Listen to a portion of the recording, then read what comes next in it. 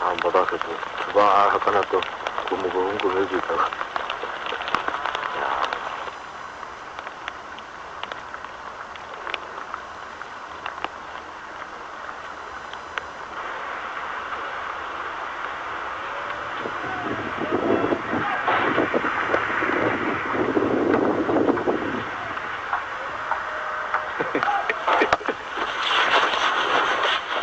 People who are destined to embrace endless pain and suffering, and there are people who desire to dream.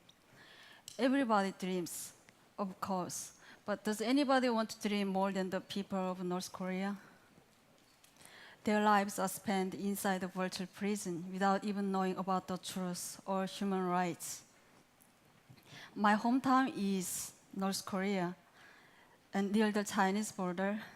I remember when I was 7 years old, there was a big crowd of people gathered together near the railway bridge, and I saw my first public execution.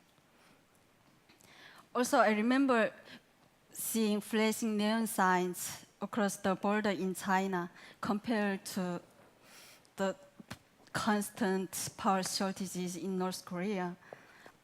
I began to doubt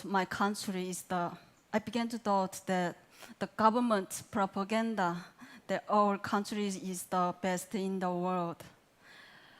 One of my final memories of North Korea is I saw a mother, her baby lying on the ground by a train station.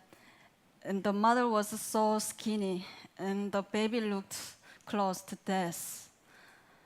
Sometimes I wonder if that baby is still alive now. After that, I made a great dramatic decision to go to China in search of freedom, but I quickly realized I never feel safe in China. I always had to hide my identity because of Chinese policy on repatriating North Korean defectors. And whenever I saw the Chinese police car, I was terrified that they would try to catch me. Eventually, I decided to come to South Korea. I had longed to put my feet on this soil even in my dreams, but I didn't know the way to get here. After a long time in China, in 2008, I was finally arrived at Incheon International Airport in South Korea, and I was declared myself a North Korean seeking asylum. Settling down in South Korea turned out to be a lot more challenging than I had expected. When I was sick, I couldn't call out my mother, my friend, my relatives were so far away. Among the difficulties I encountered, money problems were the hardest. I often found it difficult to pay rent. I also even went through an identity crisis. Am I South Korean or North Korean? Who am I? Sadly, there's no country I could call proudly my own.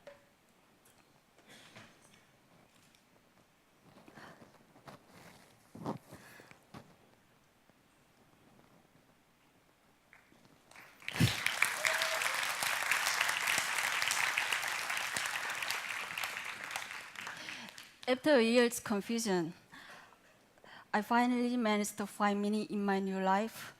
And then one day I heard that my family in North Korea had been targeted by the authorities and then were to be forcibly removed to a remote area. And I agonized over the issue for a while, and I decided to go back for them. I met them at a Chinese border. I helped them escape from North Korea. And we traveled to the border of Laos, and I met a broker who I paid money already and to take them to the South Korean embassy in Vientiane. And on my way to the airport to return to South Korea, I received a call that my family had been caught as they crossed the border. When I heard this, my whole world was broken. I entered Laos without any knowledge about the country. and I didn't speak English, and I had no clue where my family was. Again, I felt powerless and frustrated. Facing the reality, there was no one to hear me. I paid numerous fines, and I spent 50 days of going back and forth between the immigration office and the police station. I was finally able to meet my family again. And another 9 months later, we were eventually reunited in Seoul. In South Korea, I'm continuing to learn English in order to boost my prospects. When North Korean defectors to try to get a job to stabilize their lives, but their lack of English is a handicap. Therefore, I started studying English a lot, and in 2011, I was admitted to the Hankuk University of Foreign Studies.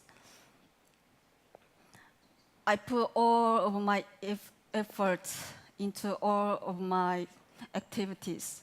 Then one day, I found that great opportunities coming to me.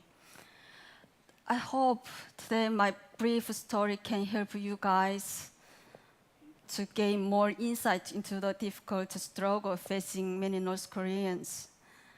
There are countless North Korean families just like mine. They have to suffer immensely to gain freedom and to live together in peace. These people need continued support and attention of the international community to help them achieve their dreams. I firmly believe that if we all work together, we can help North Korean people and make this world a better place. Thank you.